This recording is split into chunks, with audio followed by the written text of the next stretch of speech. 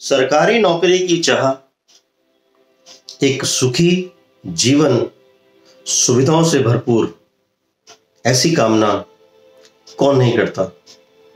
लेकिन ये सरकारी नौकरी कब मिलेगी, कैसे मिलेगी और विशेषतः किसको मिलेगी। जय गुरुदेव। नमस्कार दोस्तों, मेरा नाम महेश कुमार केशव है और एक बार फिर से आपका हार्दिक स्वागत करता हूं अपने YouTube चैनल astrospecialist.com में। जैसे आप सब जानते हैं, एक छोटी सी प्रार्थना कि मेरे इस YouTube चैनल को आप सब्सक्राइब करें और जिन भाई बहन को अपनी जन्मपत्री दिखानी है, उसकी विवेचना करवानी हो, वो मेरे YouTube चैनल के नीचे लिंक में दिए हुए WhatsApp नंबर पर अपनी बर्थ डिटेल मुझे मैसेज करें। नंबर 9650379997। इस पर आप अपनी डिटेल भेजें और समय के अनुरूप मैं उसका आपको उत्तर दूंगा।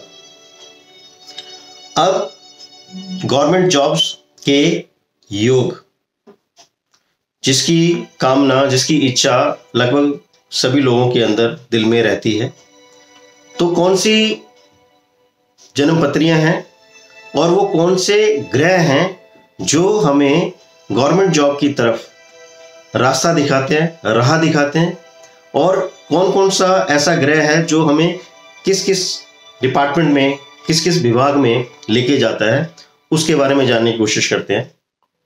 तो सबसे पहले तो रिस्पॉन्सिबल प्लैनेट्स। तो सूर्य सबसे अधिक महत्वपूर्ण ग्रह है जो हमें सरकारी नौकरी की तरफ लेके जाता है, जो सरकार से संबंध बनाता है या रखता है। और चंद्रमा, मून, हमारा राजा के साथ बनने वाले संबंध, राजा से मिलने वाले लाभ, उसका द्योतक चंद्रमा है। मंगल ग्रह हमें आर्म फोर्सेस, IAS, IPS के अलावा जो सर्जन होते हैं उनकी कुंडली में भी इनका प्रभाव रहता है। बुध हमें बैंकिंग सेक्टर में और इंश्योरेंस से जुड़े हुए सेक्टर्स में लेकर के जाता है। और इसके बाद गुरु एजुकेशन में, और इसके अलावा एक बहुत बड़ा एडमिनिस्ट्रेटर बनाता है, सहायक बनाता है, पथ प्रदर्शक बनाता है। और शुक्र हमें ले जाता है फाइनेंसेस की तरफ, और शनि लॉ, सर्विसेज, माइनिंग और लेबर से जुड़े हुए डिपार्टमेंट में हमको लेके जाता है। अब ये तो होगी ग्रहों की बात जो हमें भिन्न भिन्न विभागों में सरकारी नौकरियों में लेके जाते हैं। लेकिन वो कौन सी जन्म पत्रियां होती हैं जो ये दिखाती हैं कि ऐसे जातक को सरकारी नौकरी मिलने की संभावना है, तो उसके बारे में मैं कुछ जन्म पत्रियां बना के लेके आया हूं। इसकी तुलना आप अपनी जन्म पत्री से अपने आप भी कर सकते हैं। सबसे पहले है ये पत्री, जिसमें यदि आपकी कुंडली में चौथे घर में सूर्य और चंद्रमा है, बहुत आसान सरल तरीके से मैं समझाने की कोशिश कर रहा हूं। इनके अलावा आपकी कुंडली में कौन से ग्रह की दशा, अंतरदशा है, ट्रांजिट क्या है, आपकी कुंडली में कितनी क्षमता है, इन योग के अलावा वो आपको सरकारी विभाग में लेके जाने में कितने सामर्थ्य हैं, उसको भी, उसकी विवेचना भी अनिवार्य है। क्योंकि एक ही डिपार्टमेंट में ऑफिसर से लेकर के प्यून तक अलग अलग विभाग में जाते हैं और उनकी ग्रहों की स्थिति, उनकी दशा, अंतरदशा, प्रत्यंतर दशा, ग्रहों की डिग्रियां विशेष प्रभाव रखती है। तो यदि आपकी कुंडली में सूर्य और चंद्रमा चौथे घर में हो या 10वें घर में हो, तो ऐसी कुंडली के अंदर भी सरकार से संबंधित विभाग में आय के योग मिलते हैं, यानी कि सरकारी नौकरी प्राप्त करने के योग बनते हैं। ये दूसरा योग, यदि आपकी कुंडली के अंदर केंद्र और त्रिकोण में चंद्र, मंगल और गुरु लगन में चंद्रमंगल, चतुर्थ भाव में, पंचम भाव में, सप्तम भाव में, नवम भाव में और दशम भाव में।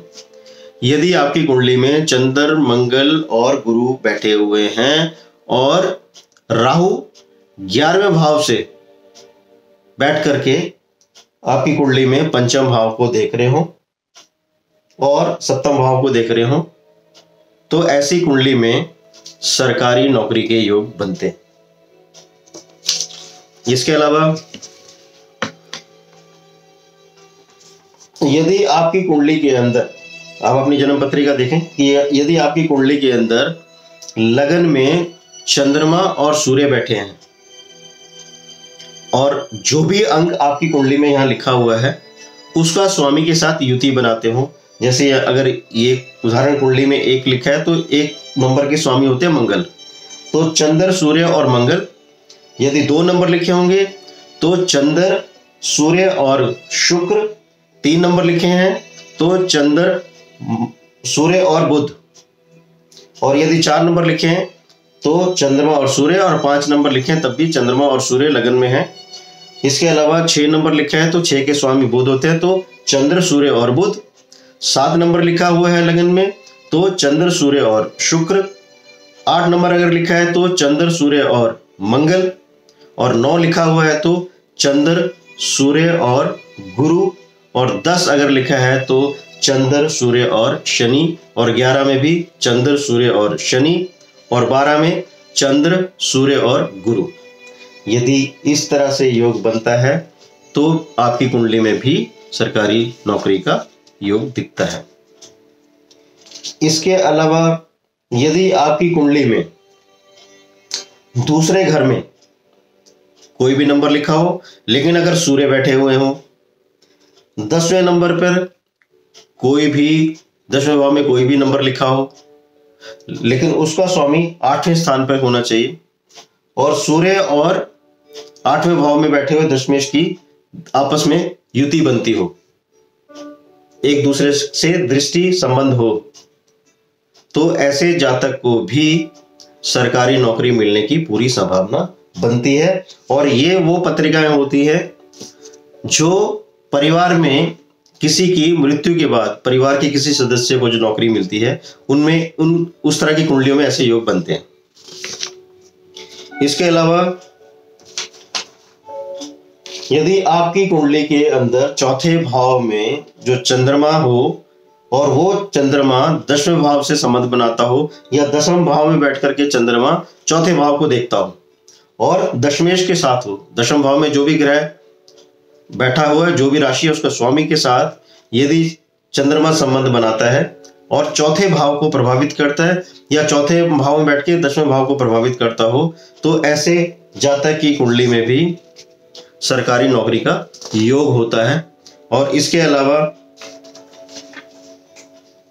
यदि आपकी कुंडली के अंदर प्रथम भाव में, यानी कि आपके लगन में 1, 2, 3, 5, 7 या 8, यानी कि मेष, वृषभ, मिथुन, सिंह, तुला या वृश्चिक, ये राशियां अगर बैठी हैं आपके लगन में, और लगन में बैठी हुई इन राशियों में यदि शनि या गुरु हो, या चौथे भाव में शनि या गुरु हो, इनमें से कोई भी एक राशि हो, चौथे भाव में शनि गुरु हो, पंचम भाव में शनि गुरु हो, सप्तम भाव में शनि या गुरु हो, नवम भाव में शनि या गुरु हो, या 10वें भाव में शनि या गुरु हो, लेकिन लगन में आपकी ये राशियां होनी चाहिए और ऐसी युति शनि या गुरु की आपकी केंद्र त्रिकोण में बनती है,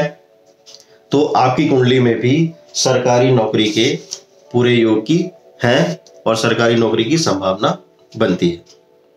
तो ये कुछ ऐसे साधारण से कुछ योग मैं आपके लिए लेके आया था, जिससे आप भी देख सकते हैं कि आपकी कुंडली में सरकारी नौकरी के योग हैं या नहीं। आशा करता हूं कि ये जो मैसेज आप तक पहुंचाना चाहता था वो आप तक पहुंचा होगा, और इस वीडियो को आप लाइक करें, शेयर करें और मेरे चैनल को सब्सक्राइब करें। बहुत बहुत धन्यवाद। भारत माता की जय। जय गुरुदेव।